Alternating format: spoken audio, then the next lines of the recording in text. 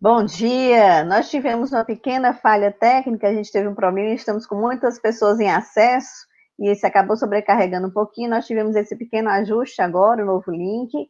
Então, assim, estamos aqui com a psicóloga Érica Maracaba. Ela é psicóloga com formação em abordagem centrada na pessoa e também em terapia transpessoal.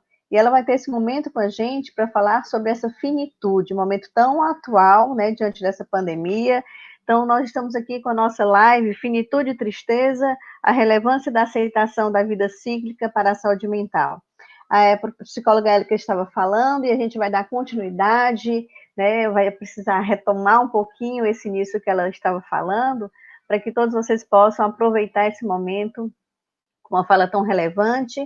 E após a exposição da psicóloga Érica, a gente vai abrir para os comentários, as perguntas, com certeza muitas coisas para a gente conversar hoje sobre finitude, tristeza e vida cíclica. Então, com vocês, estamos aqui com a psicóloga Érica Maracaba. Seja bem-vinda, psicóloga Érica, com você, sua palavra. Obrigada, obrigada. Bom dia.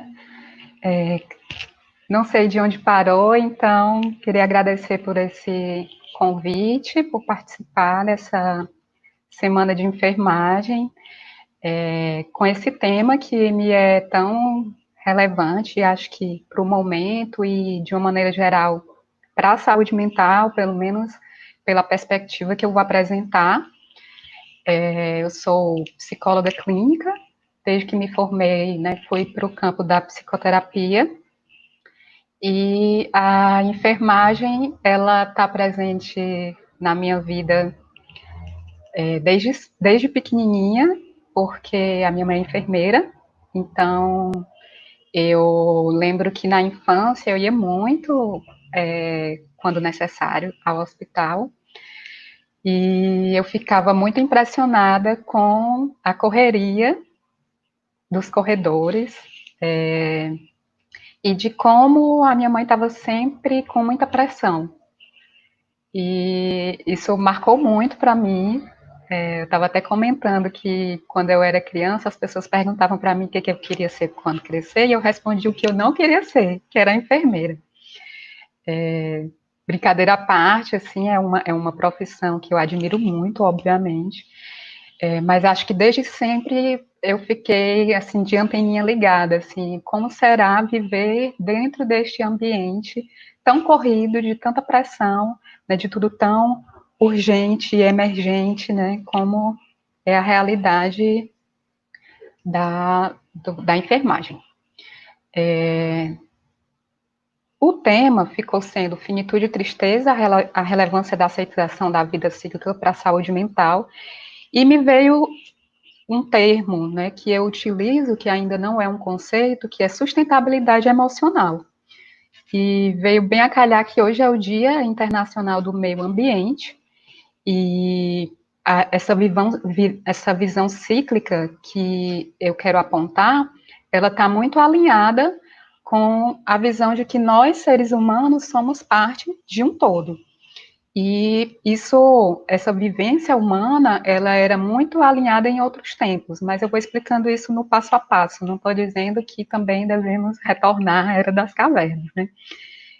Então, a natureza, ela tem ciclos, ela tem estações do ano, tem as fases da lua, das marés, ciclos de plantio, colheita, espera, ciclos femininos, e isso tudo, né, na caminhada da humanidade, foi começando a ficar um pouco de lado, né? No âmbito humano, nós também temos ciclos, né? Nós temos as fases da idade, fases do desenvolvimento, né? Que a gente tanto estuda, dos relacionamentos, do humor, dos projetos, das motivações, das emoções, do luto, né? Aquilo que tanto se fala, né? Da negação, raiva, barganha, depressão, aceitação, mesmo que esses processos eles se mesclem e não venham na mesma ordem para todo mundo.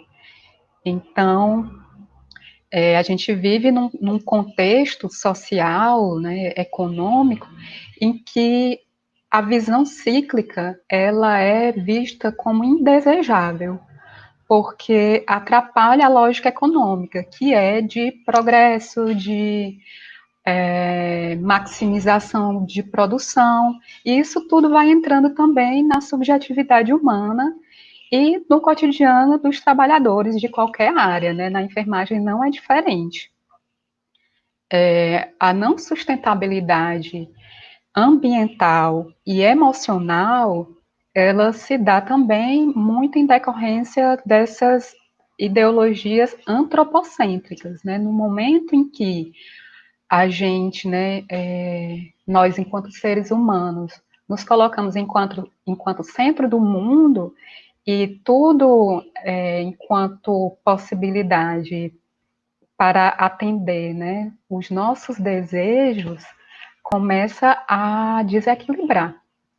E desequilibra tanto no meio ambiente como emocionalmente também.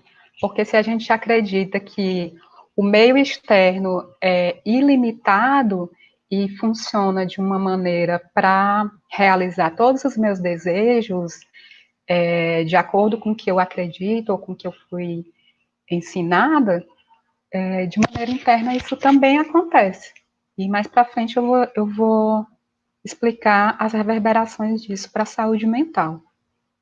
Essa dinâmica, ela esgota recursos e despreza outros.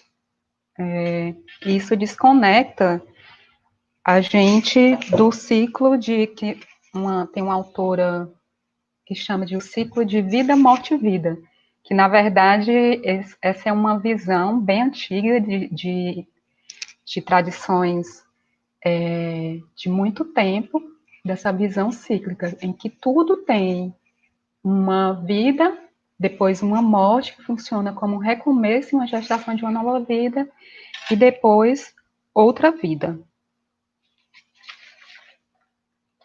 E aí eu trago para vocês, de uma maneira para contextualizar a sociedade em que a gente está inserido e como a noção de ser humano e de trabalhador está no momento, eu trouxe a visão de um autor, que é o Byung-Chul Han, desse livrinho aqui, pequenininho e muito poderoso, que é A Sociedade do Cansaço. Ele fala que nós, atualmente, somos os sujeitos do desempenho, que a gente vive, e eu acho que principalmente quem tem redes sociais e está bem vinculado a essa dinâmica de rede social, a gente vê que há uma romantização do esforço, uma romantização do cansaço, né? Isso tudo tem origens em políticas macro e chega nos indivíduos, né, com uma cobrança excessiva por desempenho individual, né, visando um tipo de produtividade que é insustentável para a saúde dos trabalhadores. E isso, pelo que eu entendo e escuto, no campo da enfermagem não é diferente, é bem alto, né? Então, há uma pressão social atualmente, né, nessa que chamam de coachilização da vida, que espera que nós estejamos motivados e positivos o tempo inteiro, há essa pressão por uma motivação inabalável. E aí, como é que fica isso? Uma motivação inabalável para quem está num contexto como o atual, por exemplo, que estamos numa pandemia, ou mesmo fora de uma pandemia, a quem está trabalhando ali, tanto na atenção primária ou secundária, em que nós vemos a dificuldade para a implementação das políticas e dinâmicas propostas pelo SUS, né, a precariedade de materiais e tantos outros desafios nesse campo, como também na atenção terciária, né, com a questão da superlotação, da sobrecarga, da necessidade de trabalhar exaustivas, né, excessivas horas, dar muitos plantões, como obrigar, né, esperar de si mesmo e dos outros estar sempre motivado. E como vincular que a sua saúde mental seja inabalável. que você esteja sempre sorrindo e positivo, independente, né, de uma dinâmica social adoecedora e um campo de trabalho com tantas dificuldades. Então, eu trouxe um tempo atrás a discussão que eu chamo de positividade tóxica, que é na verdade, uma ironia através de uma antítese desse movimento que prega que desejamos, né, com a mente criar a nossa própria realidade. E isso, embora dentro das filosofias orientais de uma maneira mais séria e profunda, isso pode ser muito interessante, mas foi apropriado aqui no Brasil de uma maneira bem equivocada, ignorando as dificuldades sociais e dos campos de trabalho, né, de exploração de trabalhadores. E então, por isso que eu usei a palavra tóxica, que é uma palavra usada por esse movimento, para apontar que essa pressão por positividade inabalável, na verdade, ela pode ser adoecedora, ela pode ser tóxica. E dentro dessa dinâmica também, né, que eu chamo da dinâmica instagramiana, que é muito recheada desses valores neoliberais de meritocracia e de que se você se esforçar, você vai conseguir tudo, que só depende de você, né? A visão do Byung-Chul Han da sociedade do cansaço traz muito isso, assim, que atualmente há um discurso como se fôssemos empreendedores de nós mesmos, né? Como se fôssemos indivíduos que somos totalmente responsáveis por tudo, por todo o nosso desempenho. E que aí vem uma liberdade paradoxal, né? Que tira a visão de que instituições macro, né, como as instituições do governo, as engrenagens sociais, as instituições de hospital, instituições de educação, vão sendo enfraquecidas, pelo menos no imaginário, e vai havendo essa expectativa, foco e pressão apenas nos indivíduos. E quando na verdade não pode ser assim. Existe uma série de fatores para que se possa ter saúde mental. E essa visão de que para que a gente seja produtivo o tempo inteiro, de maneira inabalável e sempre motivada, ela não é só uma questão ideológica de estilo de vida, de ficar vendo as coisas de uma maneira mais positiva. Ela está muito alinhada e é muito conveniente para não melhorar condições de trabalho, para continuar em exploração dos trabalhadores e, na verdade, os trabalhadores entrando, né, pegando essas ideologias para si e se autoexplorando e também se autoculpabilizando em excesso. Nessa dinâmica, há uma coação para a produtividade máxima e tem esses tipos de discurso, né? A fulana sai de um plantão para outro super feliz. Por que você também não? Né? E isso deixa de problematizar o fato da fulana ter que emendar um plantão no outro e responsabiliza você porque você não está super feliz por ter que fazer isso também. E tem uma leitura aqui que eu quero fazer, voltando mais para essa questão da vida cíclica, que não é convergente com essa expectativa de produtividade máxima e de visão antropocêntrica de progresso, né, de movimento só de acumulação para frente e para cima, né, ao contrário da vida cíclica. Isso transforma a morte cada vez mais num tabu na sociedade ocidental. Então, eu queria ler um pequeno trecho aqui desse livro, da Clarissa Pinkola Estés, que é uma psicóloga analítica, que é Mulheres que Correm com os Lobos. Ela fala: o arquétipo da força da vida, morte e vida é extremamente mal compreendido em muitas culturas modernas. Alguns não entendem mais que a morte é carinhosa e que a vida se renovará com seu auxílio. Em muitos folclores, ela recebe uma atenção sensacionalista. Diz-se que carrega uma grande foice para ceifar a vida dos que de nada suspeitam, que beijam suas vítimas e deixa cadáveres espalhados por onde passa, ou que ela os afoga e fica uivando noite adentro. Em outras culturas, porém, como na do leste da Índia e na cultura maia, que tem maior cuidado com o ensino sobre a roda da vida e da morte, a morte abraça os que já estão morrendo, abrandando sua dor e proporcionando alívio. Disse que ela, a morte, vira o bebê no útero para a posição de cabeça para baixo, a fim de que ele possa nascer.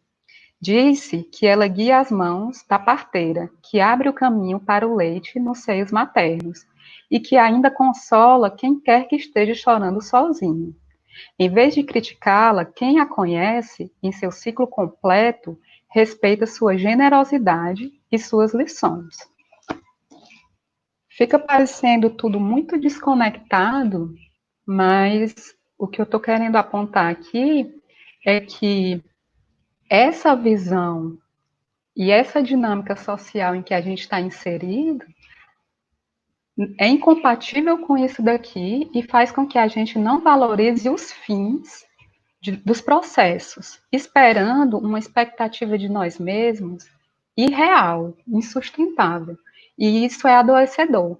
E isso aumenta, né?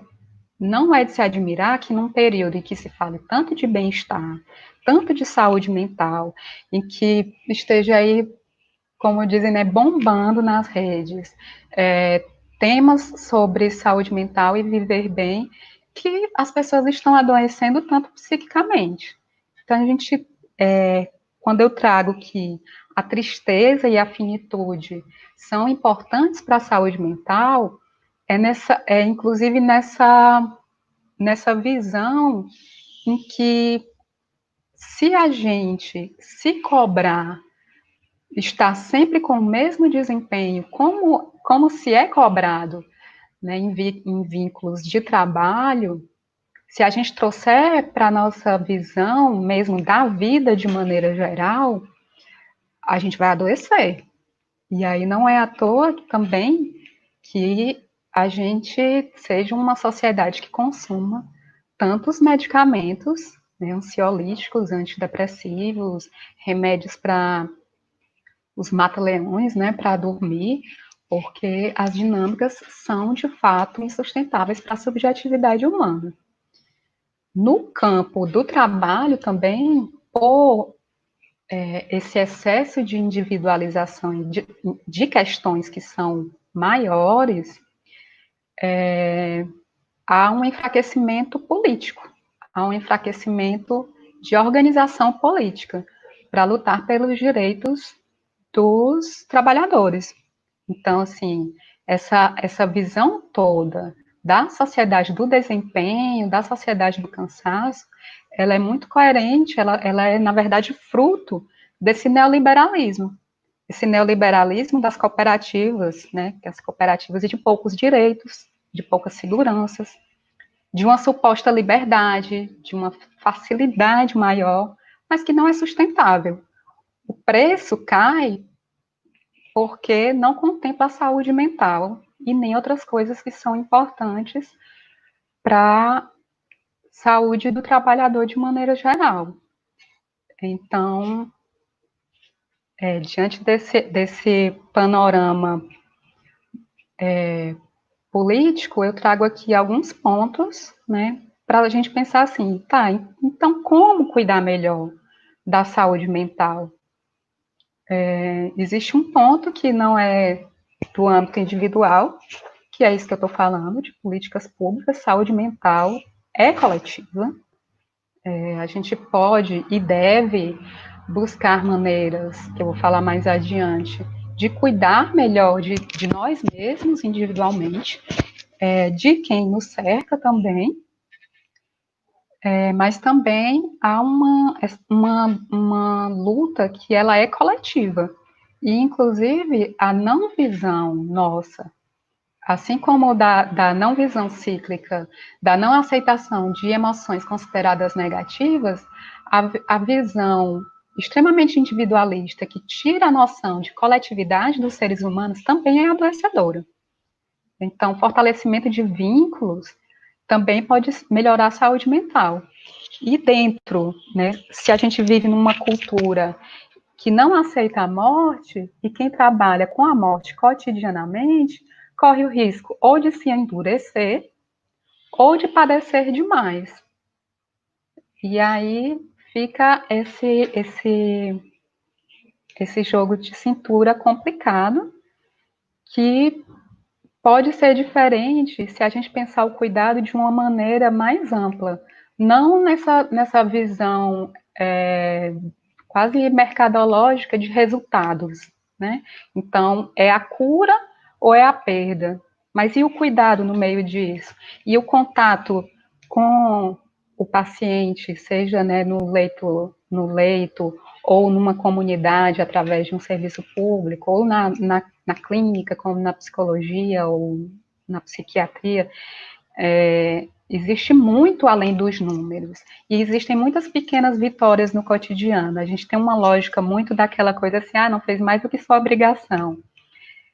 Mas não, um paciente em que ele é bem cuidado, ele, esse vínculo que é construído com ele, vínculo não quer dizer que seja longo, pode ser um vínculo de um encontro, né, que tem a ver com o olho no olho.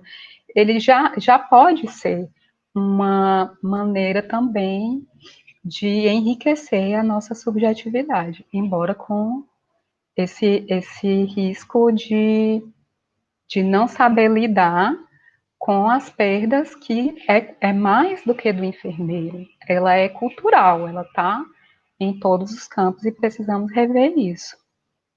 Então, ponto 2, aceitar a ciclicidade, o cuidado vai além da cura, como eu estava falando,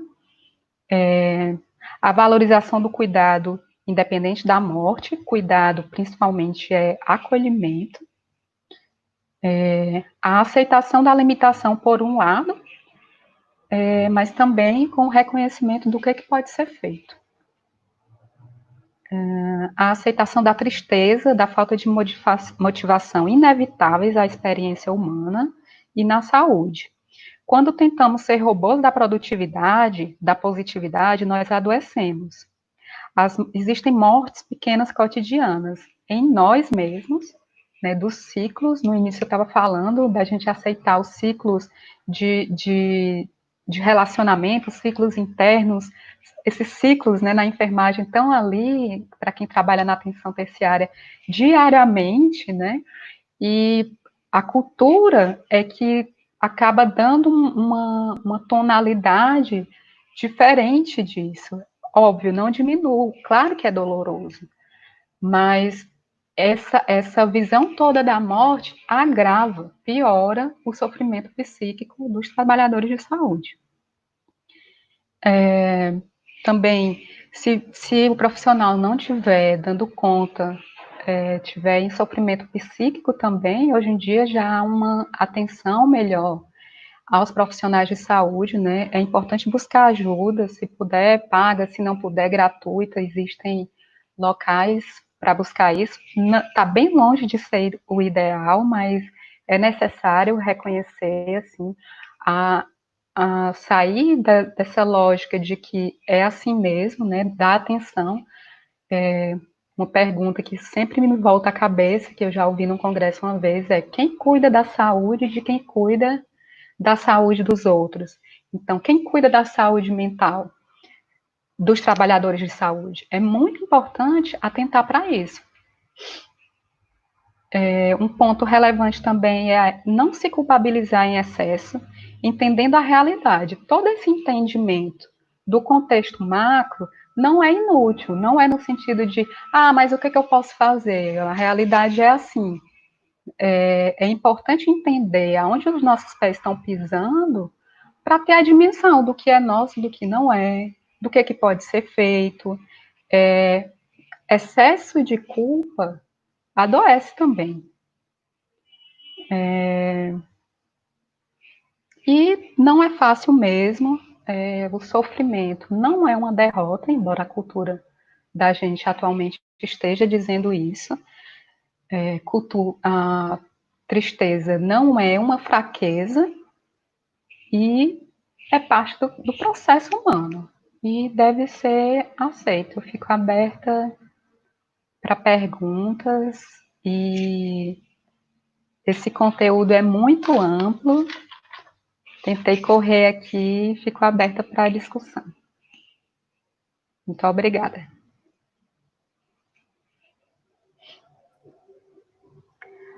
Bem, a gente acabou de receber esse grande presente com a fala da psicóloga Érica, né? Ela nos traz, ouvindo aqui os comentários dos participantes no chat aqui no YouTube, ela nos traz reflexões que a gente viu o eco, sabe, Érica, em muitos dos participantes aqui, de vivências, né, que você parece que retratou a realidade de cada um de nós que estamos participando aqui dessa live, tá? Então, quando você fala dessa questão, dessa sociedade do cansaço, né, e essa necessidade de estar em prontidão para um desempenho, essa romantização do desempenho, da produtividade. Isso acaba, muitas vezes, alienando todo o processo, né, em relação ao que estamos produzindo e a que custa essa produção, né? Que custa essa produção que estamos tendo, muitas vezes uma produção sem qualidade, com um desgaste muito grande, e uma produção acrítica sem perceber uma reflexão sobre todo esse processo, né, desse cansaço e desse sentido. Qual o sentido disso tudo? E a gente estava aqui com alguns comentários, tá? Então, se algumas pessoas trouxeram comentários bem importantes, tá? E eu vou passar aqui alguns que foram registrados aqui no início. Quero registrar a presença da professora Ana Cileia, nossa professora da Unifametro, que ela sempre engrandece com sua participação, seu comprometimento com a instituição e grandes comentários que ela traz. E ela fala justamente isso, né? Assim, de como muitas vezes há essa cobrança excessiva de desempenho, de ocupação, como se o fato de alguém ficar, né, sem poder ficar sem fazer nada, né, o tempo do ócio é uma cobrança. E aí o que a professora Ana Cilé me fez refletir foi logo no início desse isolamento social, o que a gente mais via em relação a dicas, normas, regras, sugestões de como ocupar o tempo, né? Então, uma não permissão de que a pessoa pudesse usar esse tempo para um nada ou para um recriar-se, um reinventar-se. Criar uma rotina para ocupar o tempo, né? Como é que você vê isso, Érica? Essa necessidade de uma ocupação de tempo, de criação de rotinas, de tarefas, e muitas postagens, né? O que cada um está fazendo para ocupar esse tempo aí? A gente vive um processo de aceleração social, já não é tão recente, né? Mas cada vez acelera mais com aí o aprimoramento das tecnologias. E quando você começa a acelerar demais, a princípio a gente pensava, não, se eu acelerar aqui, eu vou ter mais tempo aqui. Mas aos poucos, o mais tempo aqui vai sendo preenchido por mais coisas aceleradas, né? Tem um autor, o Cal Honoré, o nome do livro dele que fala disso é Devagar, que fala do slow movement, que é um movimento de desaceleração do cotidiano, que eu enxergo como importante também para a saúde mental. Porque existem as coisas que a gente não pode desacelerar, mas existem outras que a gente pode. Só que a pressa, ela dá até uma alteração química, né, no cerebral. Então, você se acostuma a fazer tudo devagar. Quando veio a quarentena, então tinha que ocupar tudo. Além de não conseguir, por si só, estar muito devagar, também tem essa pressão porque a gente é pressionado não só ao desempenho, mas também a mostrar esse desempenho. E tem essa parte, e também tem os profissionais autônomos que, de fato, precisam das mídias, né, para estar é uma maneira de conseguir clientes. Então, você perdeu ali do campo físico e teve que migrar para o virtual. Muita gente precisou mesmo, né? Mas houve uma Exatamente. pressão que o pessoal deu uma surtada. Pronto, você falou nesse termo, né, a surtada, e que alguns comentários, né, da Silmar, da Maria do Carmo, que é mais conhecida como Neta entre a gente, da Fernanda, né, do Tu, algumas pessoas estão comentando aqui no chat de que realmente nesse início de pandemia, início de isolamento social, houve muito estresse, né, em relação a essa adaptação, e aí muitos precisaram ter que controlar o estado psicológico, né, a dimensão psicológica. Aí vieram muitas questões de ansiedade, medo, né, o excesso de notícias nas mídias, né, nos jornais, e muitas vezes notícias potencializadas de um tema emocional dramático, e às vezes até tendenciosas, né, notificando mais o lado mais negativo da pandemia e não notificando sinais de esperança, sinais de caminhos, né, de tratamentos que deram certo, de pessoas que conseguiram cura, e foi potencializando esse estado de ansiedade, de medo, né, quase um surto coletivo.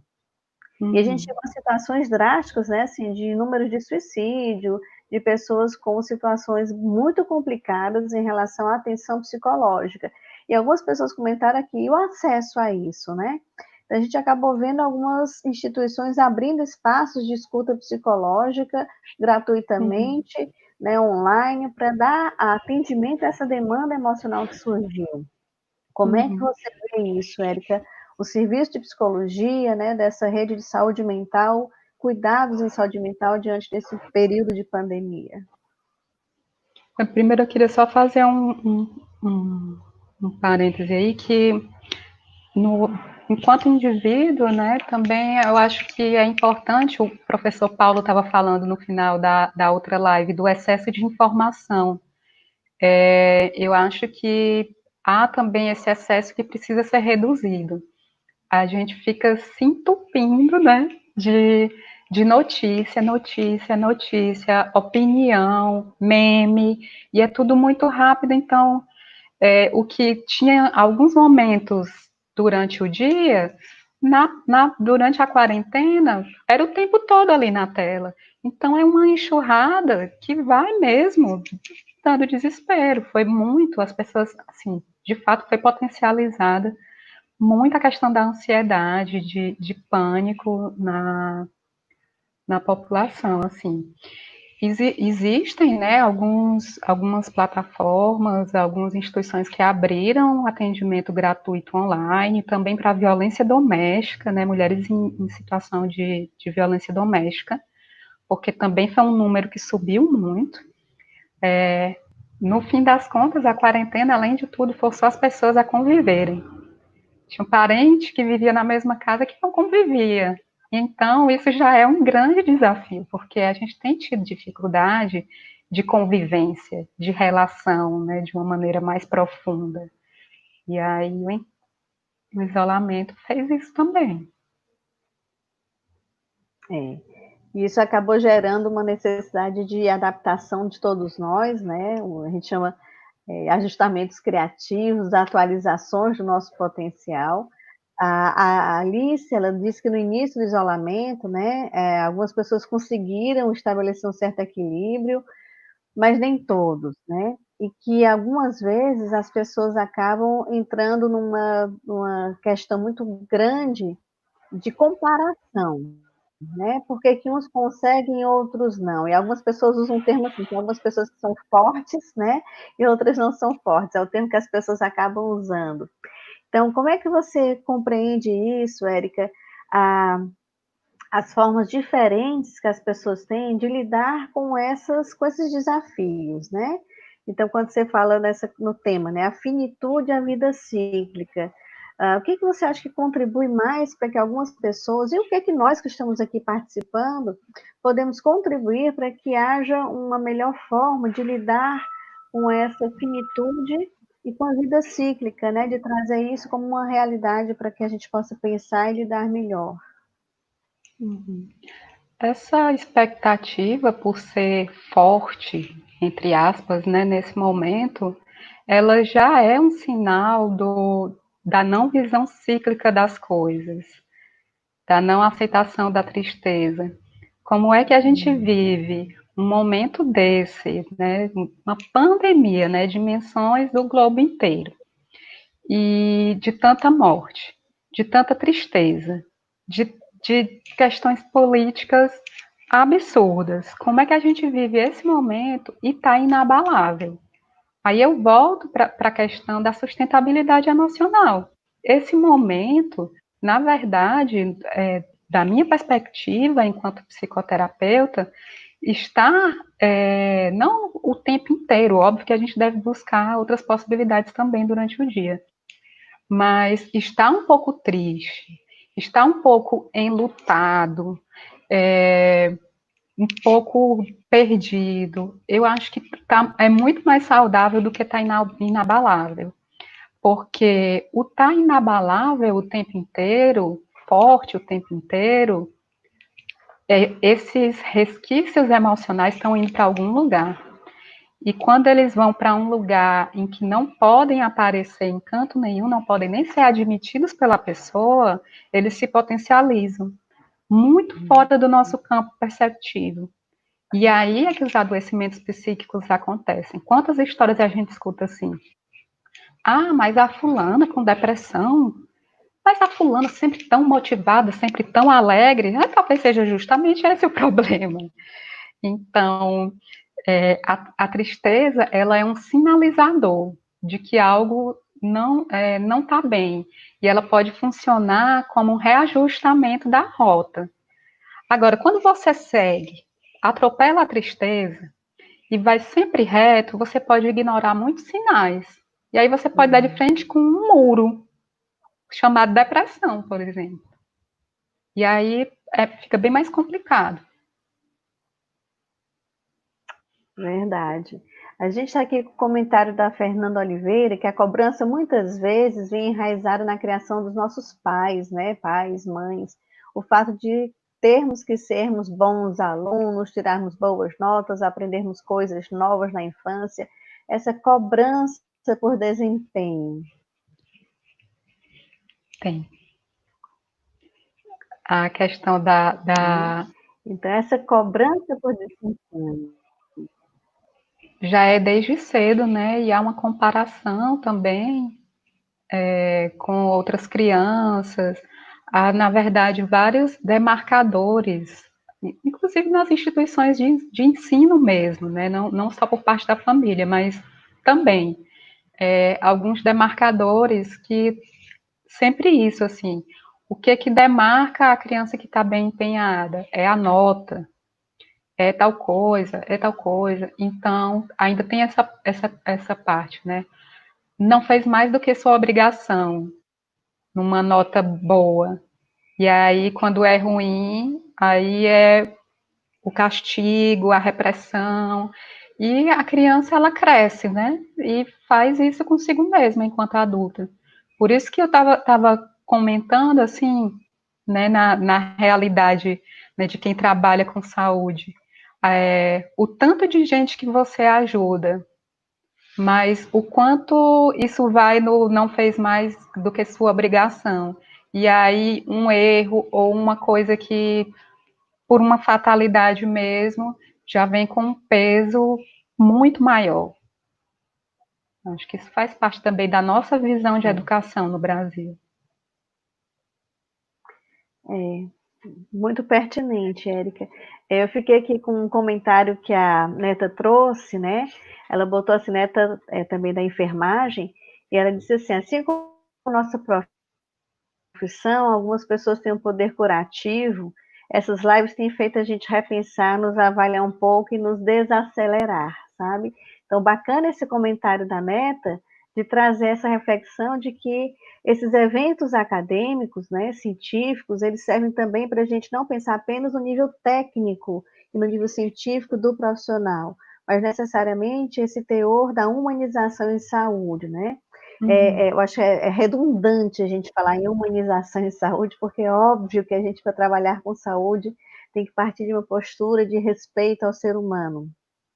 Mas essa reflexão, Neta, é muito pertinente, de que nós, enquanto profissionais, né, eu sou também na área da psicologia, e a gente atua muito próximo dos serviços de enfermagem também, desse cuidar, e a gente sabe que esse desacelerar, então a gente pensa, é necessário que o profissional cuide de si, da sua saúde mental, para que esteja apto, né, e capaz de cuidar dessas demandas emocionais que surgem, né?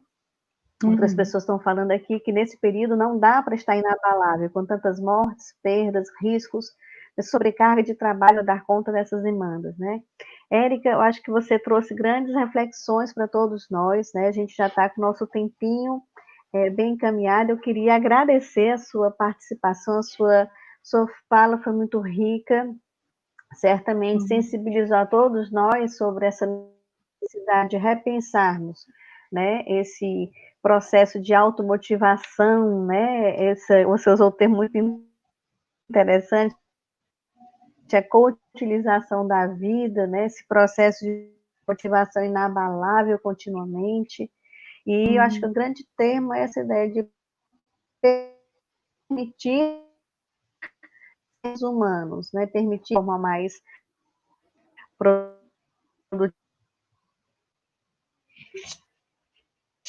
no sentido de produzir fruto da nossa essência. E eu queria deixar você fazer sua finalização, trazer suas palavras de finalização, já deixando o nosso agradecimento aqui a todos os participantes e a você também. Eu agradeço Então, eu também queria deixar um momento para você fazer o encerramento. Dei uma cortada durante a tua fala final, mas queria agradecer também pela oportunidade de falar aqui. E é isso, assim, quem tiver mais interesse sobre o tema, é interessante. O próprio Instagram, né, todo movimento tem um contramovimento também. No próprio Instagram tem algumas discussões a respeito com a hashtag positividade tóxica, que fala disso, né, da importância da aceitação das emoções de uma maneira geral, e não só das que são consideradas positivas. E desejo boa sorte a todos e mais aceitação dos próprios processos durante essa pandemia e na vida também. Esse é um momento de repensar mesmo. E para repensar e mudar, tem que ter também finitude. E a finitude, ela traz, sim, alguns sentimentos que não são tão agradáveis, né? É isso. Obrigada e até a próxima.